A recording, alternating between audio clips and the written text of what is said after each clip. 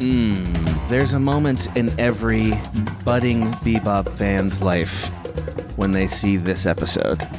And they realize... Ballad of Fallen Angels. Yes. And they realize, oh, this is one of the best shows ever. Because that's how I felt when I watched it for the first time. It still, to this day, Abe, brings me to tears. To this day. It's doing a John Woo thing. Yeah, very much. The Cathedral is what we're talking about. It then does another thing. Back to back does two amazing things. Yes. But the music choices are better than John Woo's music choices. So it's like they one-upped him to me. How do I say, like, every film watcher is going to have a moment where they get the tropes that Cowboy Bebop does in this episode, and it's going to work on them once. You know what I mean? Like the vibe of it is going to work once. There's a bunch of places you could have it. It's sort of like the first time you watch a Western shootout, you get the vibe of it, and like that's an incredible movie experience. And the sort of like the doomed showdown in a cathedral thing that happens in this episode is sort of a third man experience. And what I mean by that is that Roger Ebert very famously said, I envy the film watcher who can watch The Third Man for the first time, because it's like such a great experience. That's what this is for movie watchers if you encounter those tropes here for the first time, which I did. I also did, because I was like 17 or 16. Yes, absolutely. And so, like, I'm sure there will always be people who watch this and are like, yeah, it's good. You know what I mean? And like it doesn't hit for them because it isn't their first. This is my first girlfriend of this genre. You know what I mean? Like, and she's a beaut. You know what I mean? She's a beaut. She's a beaut. Yeah. Ballad of Fallen Angels. Ooh, all right. Shall we jump into... Let's do it. Oh, by the way, this is CU Space Podboys. Yeah. We're Podboys in space. I'm Abe. I'm Adam. He's Adam. Yeah. But we're going to talk about this episode in particular as we chronologically go through all of Cowboy Bebop. Yes, we do. This one's number 5, Ballad of Fallen Angels. What planet is this? Is the name of the segment.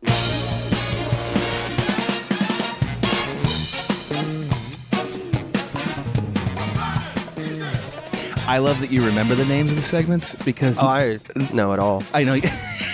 I know you do. You're so dedicated. I just love that about it. Sometimes I think I'm the jet, and then I realize, actually, maybe Abe's the jet.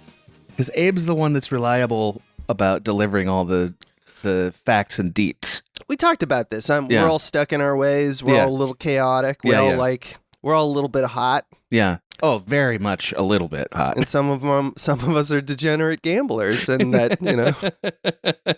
Abe and I, if you become a degenerate gambler, that's news to me, because I remember a certain Vegas trip where we did little to no gambling. We did a whole weekend, did nothing there other than write and be like, I don't know, was this fun?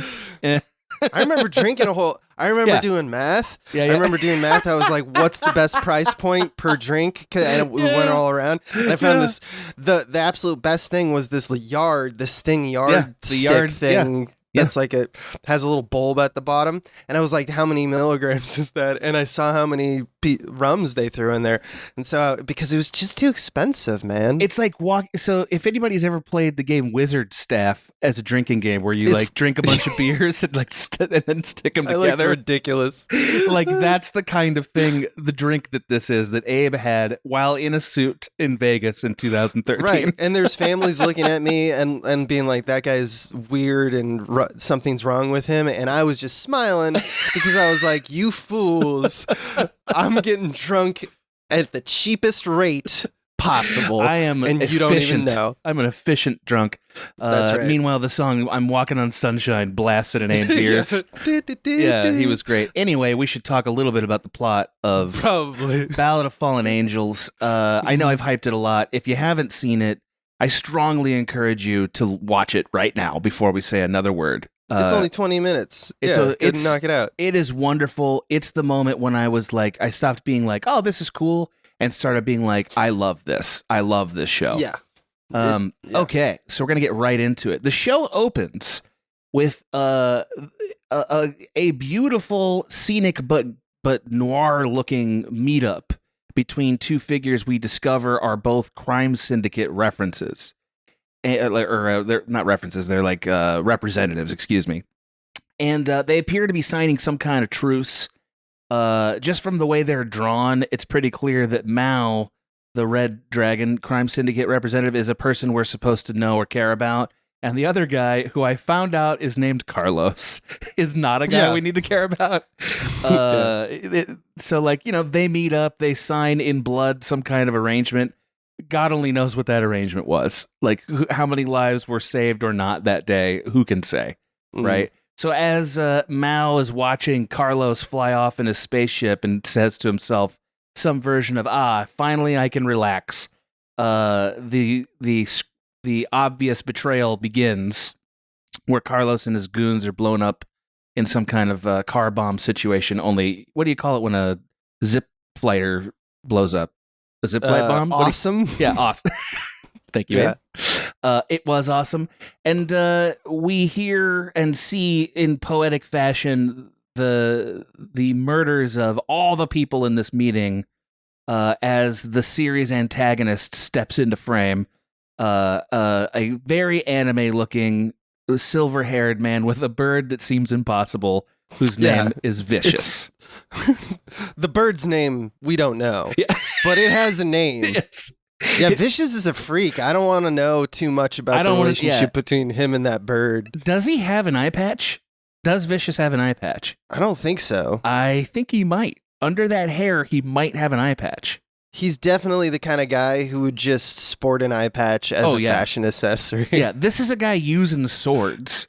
It's like, what is the deal? Oh, he's a real Sephiroth. Yeah. Oh, yes, he's 100% a Sephiroth. Sephiroth with bird. Yeah, he's a contemporary of Sephiroth, by the way. This is like a year later. This is like a few, yeah, for sure. Like, I would say, just jumping out of the plot summary very quickly, Vicious is the most anime thing about this show. Is that fair to say? Yeah, I mean, like, most anime, I know what you mean in terms of like the anime, like the typical anime, the tropes, seriousness. Yeah, because I would also say that Ed is the most anime thing, being like this weird, strange, the goofy thing. Goofy, yeah. But you're right in terms of like this is the most it takes itself seriously, and it's edgelord as hell, but it's top tier edgelord, like, it's so good edgelord. Yes, it's like the best if you are into edgelord at all, which I'd say most of us have that dog in us. Yeah, we got a little edgelord in us, but like for most part, we're like, no, that's too much. Stop it. But this one does it pretty well. This one is I don't know. Maybe I'm just forgiving it because it was like one of my firsts. It's hard to say. That's the thing about this, right? It's like you always love your first. So like maybe if I encountered it now, I'd be like, that bird's fucking stupid. I don't know. Yeah. But the Ein-sized edgelord in me is like, I love this. I'm all in on it. The bird's name was lost to time, like Shelob from Lord of the Rings or something. Like, who knows what the fuck's going on? Anyway, we learn from Vicious that essentially Mao, who is the guy we were kind of following in the scene, that he trusted Vicious too far. As Vicious slits his throat with a katana sword, he whispers, "If Spike were here, you wouldn't." And then we get one of the perfect anime shots of Villain's little grin without eyes. And we know, oh shit, Vicious and Spike, that's what this series is about. Because it is. Real good. A little bit. That's where we start and end. A little bit, yeah. So, like, when Cowboy Bebop does story, like, it's like, oh, here's the actual series story. It goes all in on it. And this is the episode where you're like, oh, I see. We're going to really get a lot of narrative sometimes. Yeah. And we did. This arc is the most arc in terms that it like comprises like I want to say like 6 episodes. Yeah. That are devoted wholly to the Syndicate, and what's going on with the Syndicate. Yeah, I would say every character on Cowboy Bebop has at least 2 episodes that are their story. Yeah. Spike has the most. He's clearly the protagonist. Also, he has. We're more interested in exploring his inner state and are kept out of it often in an artful way. This is the first time the door opens a bit. So to that end, we cut immediately to Spike on a bounty for Mao, right? So like Spike and Jet are on the Bebop looking at a bounty for Mao. The bounty's like 38 million, so it's like way more than anybody else they've seen so far. And Jet is clearly trying to talk Spike out of going, and Spike is dead set on going. I'm going to get this guy. And Jet seems to know, though he doesn't overtly state for a while, what is it between you and this guy? Like, what do you have between them? And they have this great moment where he sort of begins to ask that question, and Spike goes, "What's with your arm, Jet? Like, how'd you lose the arm?" And Jet, like, doesn't answer him, and you're like, this is their relationship. It's perfectly... The stalemate of refusing to open up to another man. Yeah. It's great. Yeah. It totally... I mean, when you're a teenager, it's awesome, you know? It encapsulates a lot of that kind of masculine, like, suffer in silence element that we're, like, kind of brought up to be, to do, you know what I mean? It's very cowboyish. And so I think for a lot of men it hits a lot harder than it usually hits, like, for others, just because it's like, I immediately know there's like, I've had this exact interaction where I'm like, rather than even answer that because I don't know how, I'm just gonna blow this conversation up. Yeah, they're both jockeying for position in that conversation, and then they end up just not having it, which I love. They refuse to tell each other simple stuff about their past, right? But because they're haunted by it. They don't want to bring anyone else in, and that's kind of, if it hasn't already been clear, what Cowboy Bebop is about. That all of the characters on the ship have something they're running from and something they're running to, and the show will slowly give that to us. And it will be extremely cathartic every time somebody gets it. That's the best thing about the show. So Jet, under the auspice, of course, of trying to get information about the bounty, kind of presses it a bit, then says, "You know what? Fine, you're on your own for this." And Spike's like, "Okay, your call." Spike, is marching into what we already know is going to be a death march. So then into this fray pops Faye, who takes a look at the bounty on the screen, kind of swipes the info. Jet's clearly in a mood, so he doesn't want to interact with Faye. So Faye kind of gets a little bit of, how do I say this, like sort of serendipitous information from one of Jet's contacts that makes her decide, you know what, I'm going to go after the bounty myself. A very Faye move. And so Faye does kind of what you expect her to do, which is, walk right into a space where allegedly Mao's going to be and try to flirt her way into a room with him. The place Mao is, supposedly, by the way, is this ballet or opera. It's like an opera. And I don't know what the significance... It's Marathon Man. Is that what it is? Yeah, it's Roy Schrader like goes up into an opera box and looks over and sees that the person he's meeting has his throat slit. I'm sorry. I haven't seen that movie, so I didn't know that was a reference to something. Is the opera anything? Ave Maria, but I don't know what that significant... like, what does it mean? What the significance of that relative to Faye. I don't think it has anything to say about Faye. But my questions are more of, like, who set this up? Like, Vicious was waiting for just some what was the point of this? Yeah, why are they there? Arrive? Yes. Because, like, Faye's whole tactic was, I'm going to surprise him and use my guile and hotness to, like, get into this inner sanctum.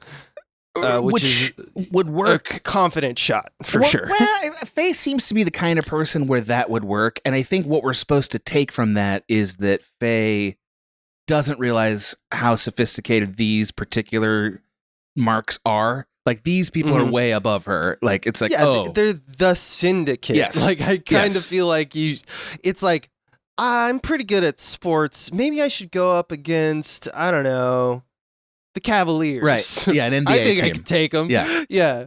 Right. And so the show does a good job of sort of showing us immediately, okay, so the syndicate's like the final boss here. There's no, they're very efficient. Although it is, as you pointed out in the beginning of the episode, it is clear there's many. This is what they're signing, is an accord between all of the syndicates, because it's the Yakuza, and it's just like saying, okay, that Yakuza, you like, stop fighting because we're just bloodletting at this point. Mm-hmm. So I think the thing we're supposed to believe about why Vicious is there is that he already knows Faye is on her way, and that Faye is a link to Spike. That's what I think we're supposed to deep into it, or at least he's just anticipating Spike is going to come, or an agent of Spike will come. Yeah, and he'll just like meet it whenever it arrives. But yeah, I think the idea is that this is supposed to be a trap. Yeah, I mean, very clearly, Vicious lusts for a fight with Spike. Like that's who he is. Is like I want so bad to fight Spike. You know, which hey, love it. It's very John Woo. It's pretty great, and I happened to watch this before I watched John Woo. So I like it better. You know what I mean? I like it even better. Yeah. No, for sure. I mean, so Spike, meanwhile, goes to see Annie, who is ostensibly just a shopkeep on Mars, and then it turns out actually is a person from her past. She has a kind of buddy-buddy relationship from the past with Spike and with Mao, who has been murdered, and she already knows what happened to Mao. And I think what we are supposed to get from that is that, well, we learned that Spike was supposedly dead. Everybody thinks he's dead. A thing that maybe we could have pieced together from the images in the past, but it's never been said, I don't think, in the show until now. No. So Spike is supposedly dead. She seems surprised, but then you kind of wonder, is she really surprised or is she dreading this? It's hard to say. She drinks like 20 shots of whiskey. Yeah, she's pouring whole glasses full. She drinks a lot of whiskey to telling the story. I'm like, ooh, this is pretty bad. Like downs 8 ounces in a single like gulp. It's fucking epic. Like you wouldn't do this on St. Patrick's Day at 21. Yeah, it's film and TV drinking. Honestly, yeah. I mean, it's not. It's just funny to watch it and be like, when you're a kid, you don't realize how much she's drinking. It's like, you go, like, damn. That's a lot. Anyway, so she knows what happened to Mao. Spike kind of presses her a little bit, and Spike finds out it's Vicious, right? Like that's the gist of it. So from that interaction, basically, Spike realizes, okay, it's gonna be a showdown with Vicious, and I think we sort of codify something really important about Spike, which is Spike never walks away from a moment where he could die.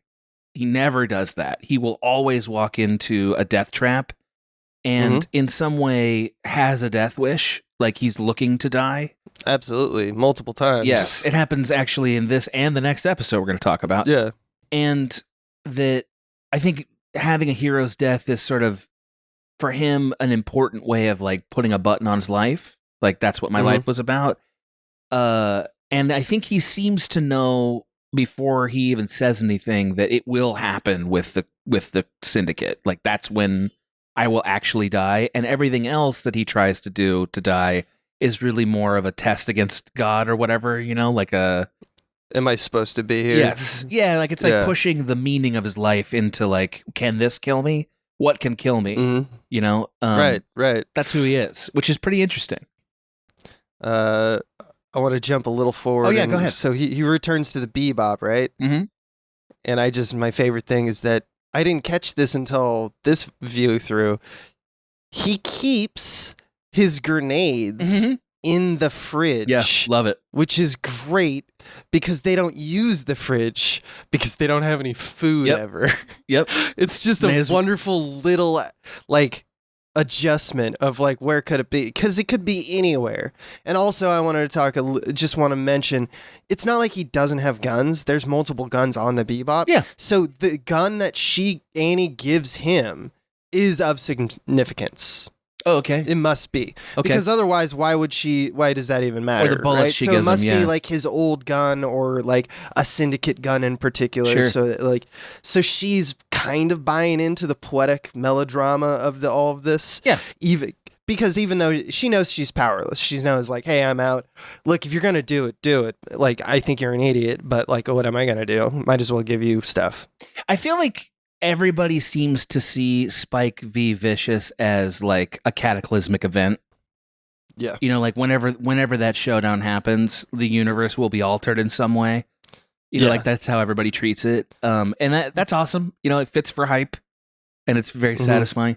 So anyway, as you said, Spike goes back to the Bebop, starts prepping for this showdown. Jet's like, hey man, the bounty's not real. You know, it's a setup. And Spike's like, yeah, I know. I heard the whole sad story. And Jet's like, why? why are you going after this, right? Obvious trap.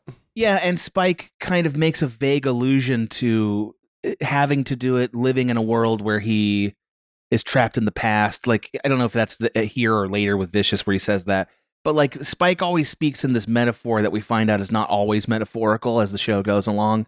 It's kind of, that's like one of my favorite things about him as a character. And Jet gives him a very vague version of how he lost the arm, which is, basically meddling in something I shouldn't have been meddling in, right? And Spike's like, tough.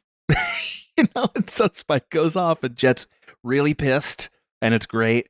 And right as they're sort of in the middle of the argument, Faye buzzes in and is like, guys, come rescue me, I'm trapped. And Jet's about to cut her off, but Spike says, where are you? And we get this like little perk up from her, like she's surprised Spike is interested. Cares. Yes. Yeah. And I'm noting that because it's interesting. And then Spike flies off to the showdown. First off, Spike responds to that, which you can believe or not believe, based off how much you ship these this whole the Bebop relationships. But he responds kind of playfully, like, "No, don't take it personal. I have my own business to attend to, so don't smirk, dummy." But that could also be playful, like I am covering because like that I don't want you to know that I care. But at this point we are still developing in terms of the Bebop, like, do they care, don't they care? Like, it is pretty vitriolic, like we're not exactly sure quite yet. In a few episodes it's going to be pretty stamped down. Oh, you think so? If something were to happen to one of these people, the others would be affected. Oh, but I see what you mean. Still yet I believe that like Jet's like, I'm going to give you an invoice. I mean, that's him dropping something, being like, I love the invoice. Pick it up and we'll be all friends, but you have to contribute. So we're still kind of rocky pathways here. I agree that the show is always very gently but purposefully navigating what is the nature of their relationship. But at the core of that question is, do Spike and Faye actually love each other? Like, there is that question that this episode, I think, introduces more clearly.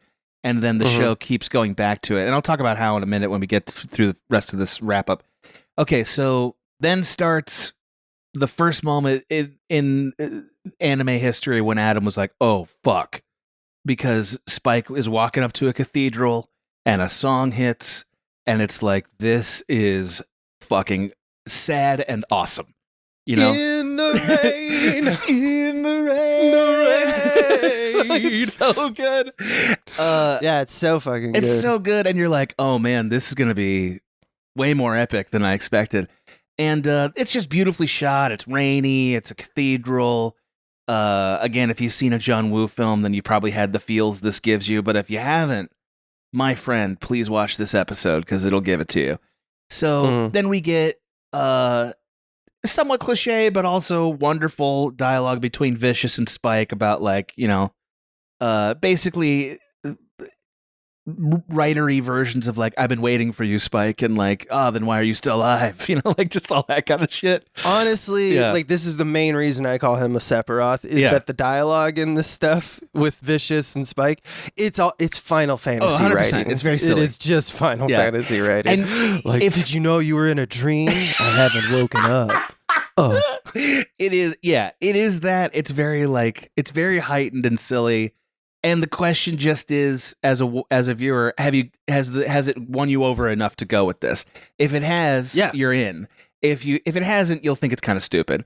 All I can tell you is it worked for me.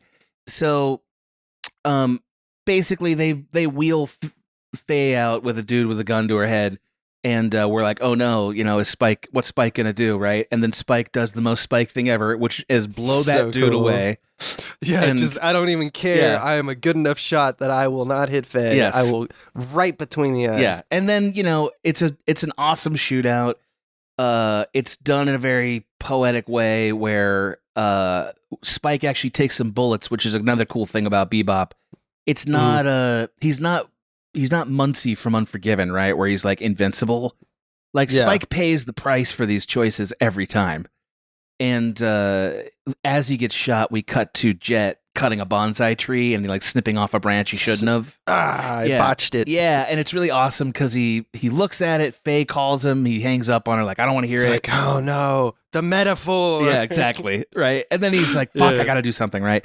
So Spike ends up in again a Mission Impossible 2-esque showdown where he's got a gun to Vicious's shoulder. Vicious has got a katana blade to his shoulder. Shot. They're in front of an epic orb of a stained glass window. They're and like Vicious is like basically in love with him, and he's just like they're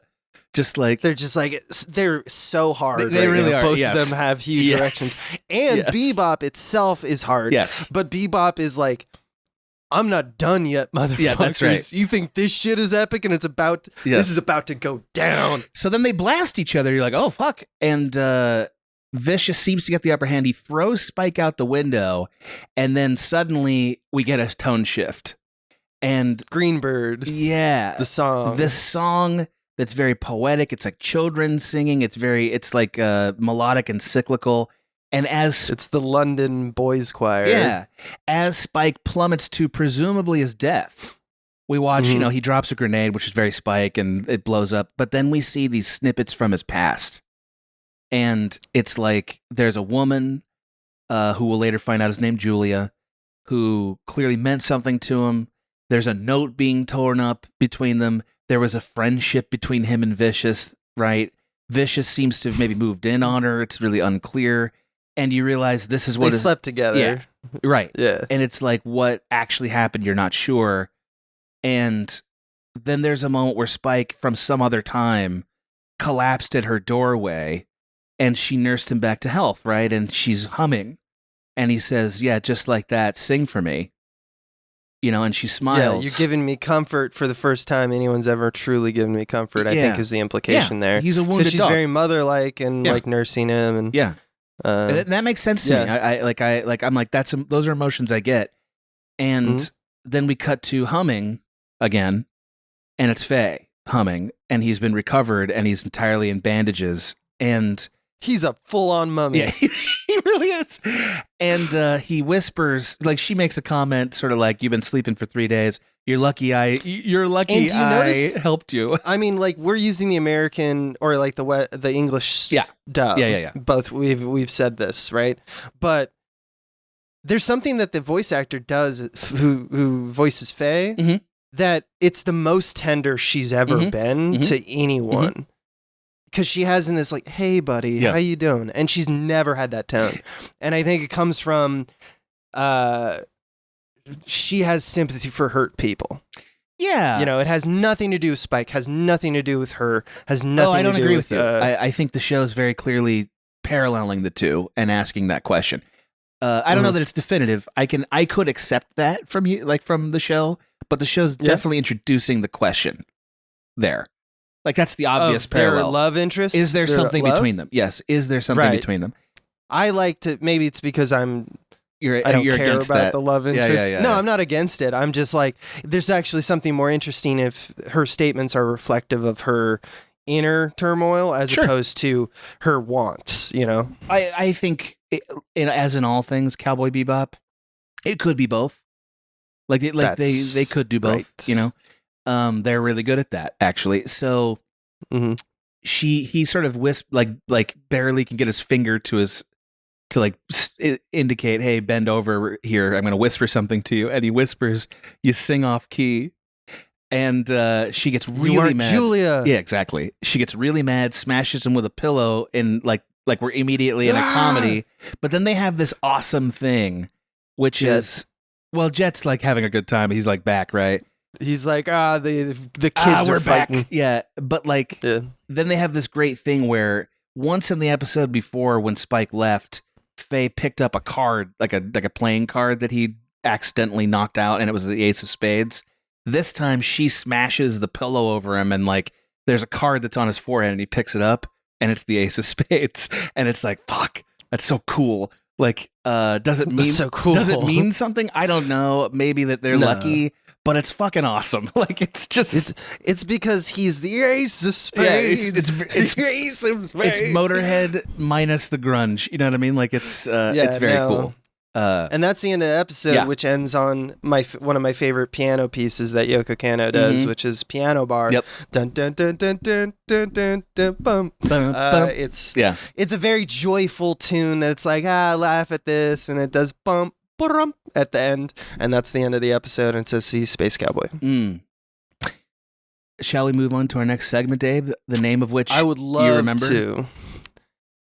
We're pushing the sky.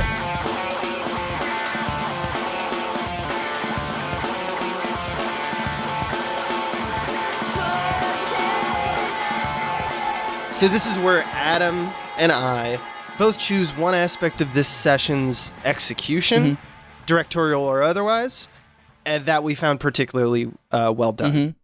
And I'm going to do mine first. Please do. Just because thank you for, you talked for a while, and thank you. I did.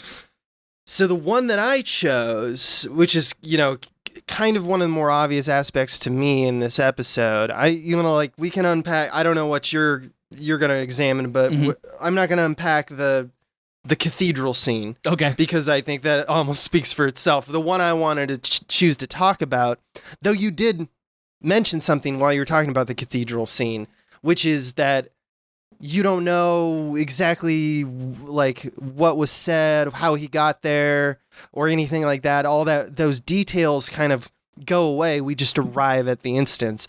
And why does that work? And I love how Cowboy Bebop, especially, and I want to unpack the Annie scene, portrays to the audience that it's okay, so the audience still feels like they're in good hands directorially, but also it streamlines the story in the most perfect way. Just this concept that you don't need to know everything in order to get a big world. So the photo of Mao and Annie, and I think her father, there's some gray-haired dude. That is Spike. Is that? Yes. That's Spike? That is Spike. Really? That is not clear. He has gray hair, though. He has brownish hair. I know. I thought that was weird, too. I looked it up. He looks older. Okay. I'm pretty sure it's Spike. Well, I didn't get that, and I don't care. It's not necessary. It does add a little details of just those three were, together, and that's fine. That's not the important part. But it's more about how instinctual Annie is about how, what's all going to go down with Spike and Vicious. I mentioned how you get the sense from that scene that she's powerless to stop anyone. It's why she got a new life, but we don't know why, Mao and Annie, how they were related or what the nature of the relationship is, other than probably it kind of feels like grandpa-esque, but we don't know. We don't know the specifics. And that's the beautiful thing. You don't need to know. It reminded me of something that in cinematography class, when they talked about composition, they were like, if you ever need to imply a larger world, don't contain your backgrounds by framing for them. Let them bleed off the edge of frame, so to speak, so that people feel like, well, not even the frame can contain the space. If you look for proof of this, look no further than Star Wars A New Hope, the opening with the Star Destroyer. It's endless, right? Because they choose not to show a wide of the ship and go, look at that big ship. You're looking up and it's flying over you, and it just never seems to stop. That's how you imply a larger world. And I would say that the same is true for writing by leaving the edges continuous. I agree with that. And it's the way your brain goes, I got the gist of what's going on in this relationship between Mao and Spike and Annie, but there's probably a much deeper story here, but it's not integral to the plot. So Bebop says, let's just get on with it.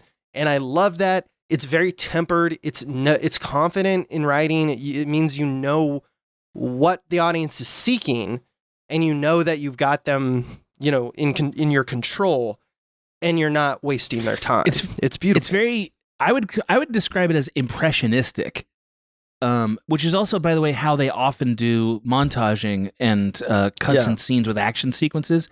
They'll do impressionistic versions of what happened or what it means. And that's actually kind of a little bit what I wanted to talk about anyway. is that like Cowboy Bebop is content to imply an entire world and let you imagine the connections and never spell them out. And it's actually more effective for caring about it than getting the answer. You know, like that's not, and that's like kind of counter to what every fan in the world wants. Every fan wants the answer. You know, when I was watching this episode, I actually thought about mystery boxes. I thought about things like Lost and From and stuff, where it's like the whole apparatus is designed for you to be like, what's the next detail of the high concept? This is anti that. I agree with that. This is like, you need some details in order to be like a rich world, like there's a syndicate or there's bounty hunters that are just, or like the hyperspace stuff. But often, even when they're doing those details, you're just like, yeah, some scientist made that at some point. We don't need to know. You know, I agree. And I think it's why, like, it's one of the reasons why Blade Runner feels much more lived in as a world than a lot of sci-fi movies do. Or why, like, for instance, I watch that movie, Her.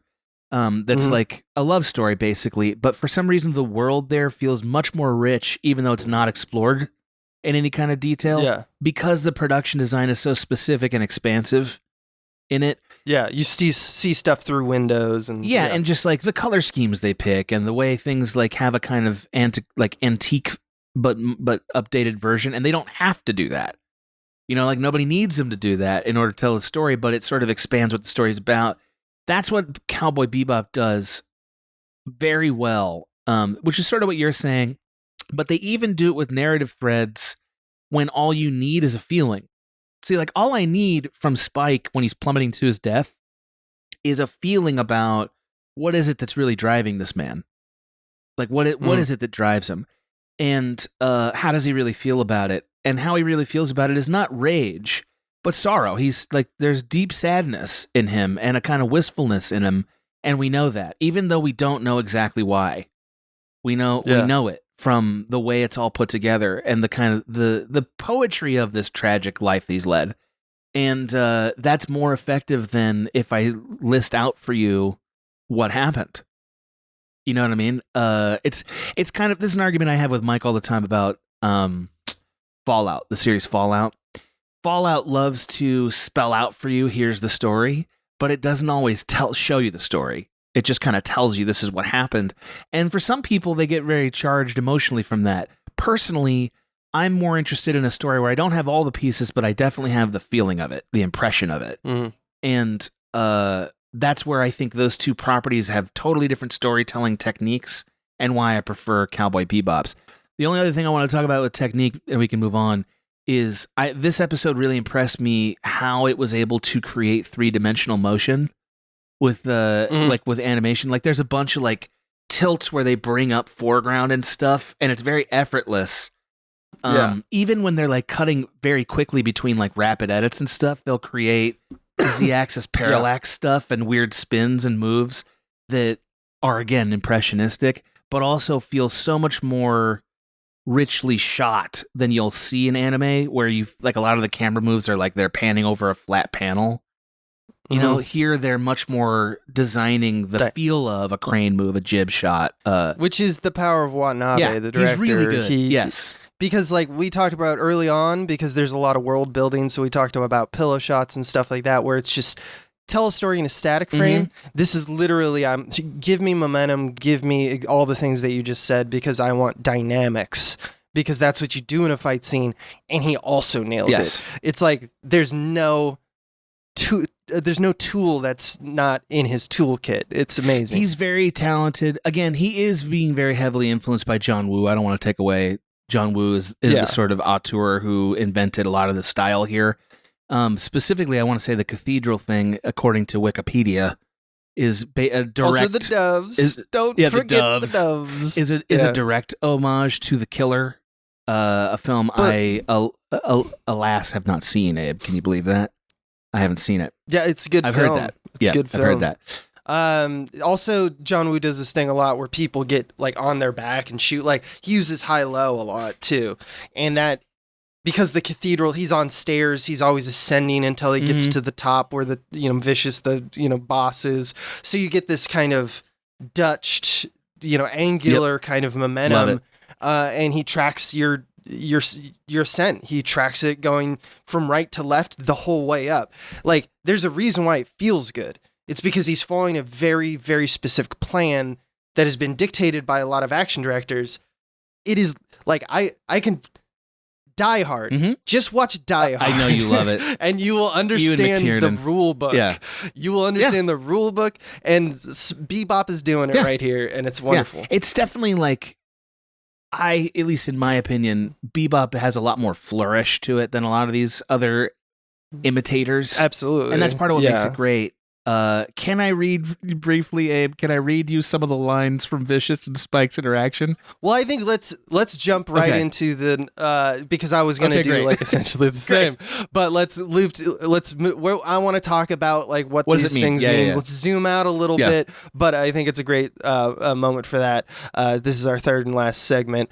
You're going to carry that weight.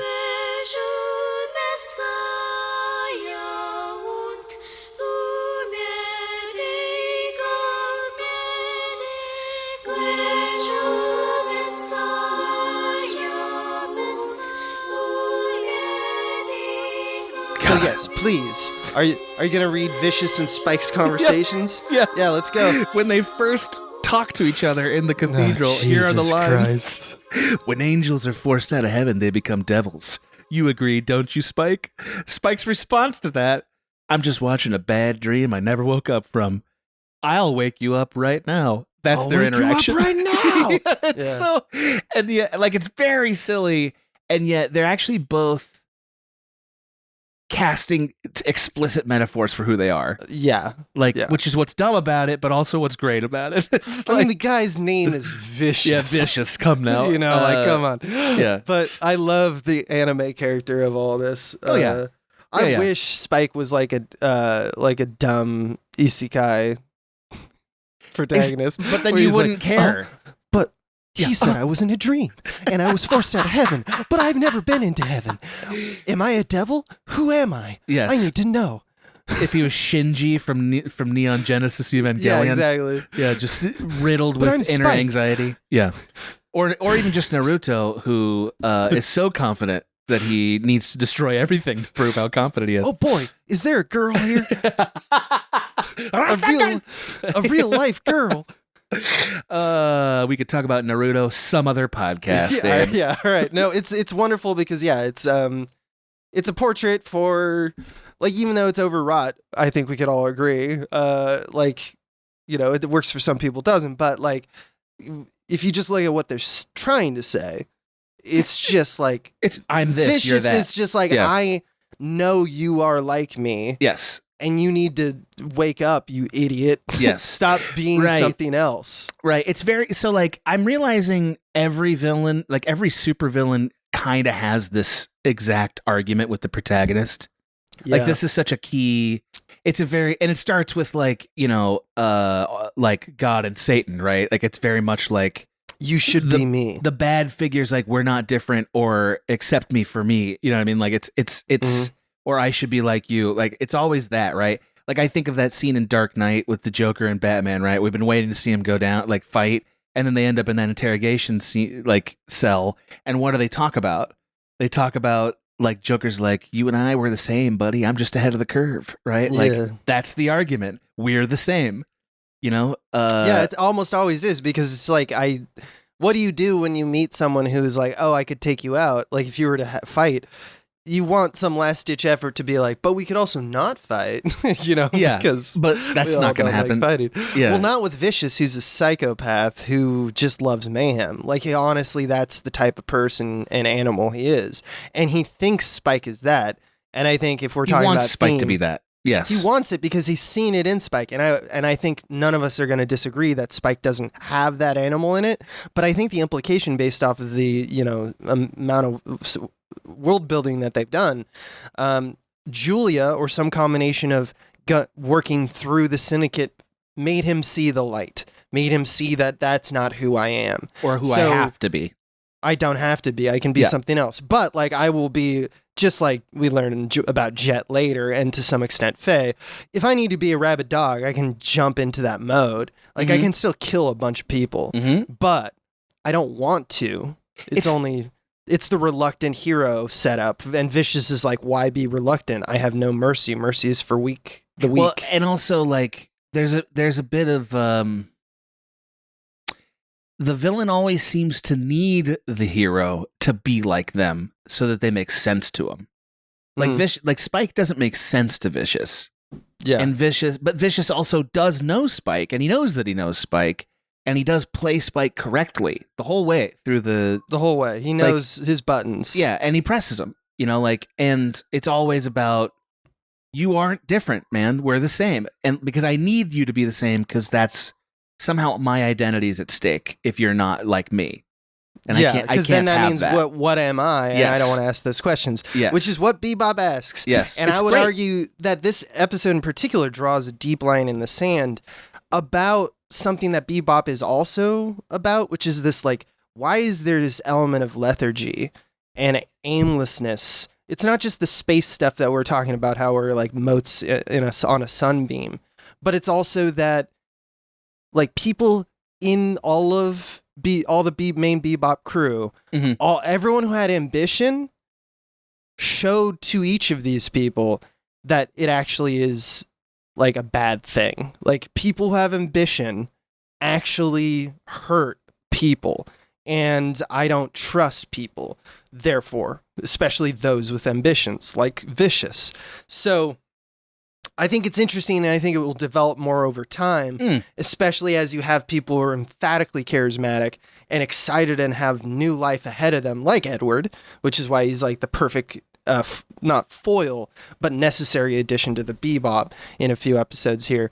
But I think that the seriousness of Vicious's like attack and taking over the syndicate eventually coaxes Spike out of the sidelines, out to come back from the dead, because he needs to do the right thing, right? And it's the only way, and he understands the only way to actually stop people who manipulate for their own gain. But if Vicious did not exist, you get the feeling that Spike would just be fine being his lazy, checking in, doing bounties, and die when he dies. Or he would be dead. I don't know. I agree with you. Spike is already dead, because you don't get much change with Spike as a character throughout. Yes. He is a meteor shooting straight for the earth. That's correct. Spike absolutely must stop Vicious. Yeah. That is his only moral purpose. Everything else he's doing is chasing. I would call it a thrill, but it's not a thrill. It's like chasing some other narrative that never seems to stick. You know? I think it has a lot to do with, I already lived my life and don't think I get a second. Correct. He's decided that. That's correct. Which, as we get closer, we're going to talk about resurrection and what it means, and the kind of the Christian mythos of this whole thing. But the last thing I want to... love that. They do love the Christian mythology. They hint at it a few times, for sure. Yeah. But I would argue that there's a reason that it's in a cathedral. Past it's John Woo did it. It's really fucking cool. It's a great place to have a shootout for obvious reasons, not just architecturally related, but also there's this feeling of rebirth. But I wouldn't say that they like slam it home, because this is more of the same. This is actually like just emphatically saying, here's your A point, audience, so that I can go to my B in a few episodes at like the midpoint arc. But the last thing I wanted to mention about like the thematic approach of this episode is better than any episode we've seen so far, especially at the beginning, where we have like the Jet talking to Spike about like, tell me more about your life. And they're like, no, we're dudes. We don't talk about that shit. And then Faye comes in and is like, senses the cold in the room, is like, what the hell is going on? What did I just walk into? And Jet's like, shut the fuck up. You don't belong here. And she's just like, aren't we like friends? Aren't we comrades? I know. I love it. I love that Faye reads Jet correctly all the way. Like, Faye plays Jet perfectly all the time. Well, Jet, here's the thing, because Jet's so serious all the time. And soft-hearted. And he reacts to things in a certain way. Yeah. He's the easiest to fuck with. Yes, he is. Because he only has one speed, you know? Yeah, he's not sophisticated and unpredictable. He's very capable, but he's not unpredictable. Whereas Spike is a little unpredictable. Faye is kind of predictably unpredictable, I would say. Like what she's gonna do. But also, I think Jet has compassion on her. I do. I think he like is. I think he cares about what happens to her from the jump.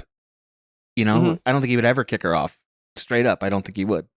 I think the most lone wolf in the series is Faye. I think Spike is a man who comes from a system. Yeah, and he understands it. And he understands duty, and he understands honor, and he understands helping friends. He's just been burned and is unsure of what to do with that. Same with Jet. Faye's always been alone, yet Faye is the one to come here and say, there's a system for community. You guys were a part of it. Why don't you see it? I wish I had a community, but something's also broken in me that I never will because I feel out of time. Because I can't. So that's what the Faye of it all does to their interaction. And this is the first time we actually see it pinned down. There's a really great little scene between Faye and Jet where Faye says something like Jay says, like Jet says, betrayal, like for a woman, betrayal is no big deal, but men live according to an iron code. And she says, oh God, do you really believe that? And then Jet says, I'm trying to real hard. And yeah, I love that because it's like, I'm going to throw some misogyny at you because, like I'm Jet and I'm like, I want the world to work this way, but I want the world to work a certain way. And I've learned the world and I'm set in that. And she's like, that sounds like a bunch of bullshit to me. Do you actually think that? And he's like, nope. Yeah, I really don't. Exactly. That's why I like Jet because I think he is a little smarter than his tropes. Like he is a little more insightful than his trope, and he shows that a lot in the show. Yeah, he's got the tism. I think everything in a little box. Yeah, but then he constantly has to break out of the box every time. Well, Yeah, but he loves it too. He does love it. That's right. But you're right. He wishes none of these things because if it was his way, you wouldn't need police. Like you wouldn't need any. He thinks if it was his way, he was like, I got it all solved over here. I got society solved. Jet thinks very much the way we wish police thought. Like hey man, people need to follow a code of law and order. When they don't, you got to do what's necessary to bring it down. And like I'm gonna get involved when I have to. That's who Jet is. Whereas Faye is. My favorite line of Faye is that perfectly encapsulates the character came from, I think, the third episode, where she just goes, oh, because she's like, I hear the call of my people. Like she's doing it as a tactic to be like, I'm crazy and let me go. But it's honestly as close as you can get to who she is. Like she is kind of a wild animal. She will bite you. But also, she needs to go her own way. It's like in that Game of Thrones episode where Arya Stark meets her wolf for the first time for 18 seasons. And it's like, oh yeah, you go fuck off. Free. I can't. You were mine. You were never mine. Right, and of course, for Arya's wolf, that would be true. I think Faye is a little more complicated than that, but I don't disagree with what you're saying. She plays Wild Wolf all the time.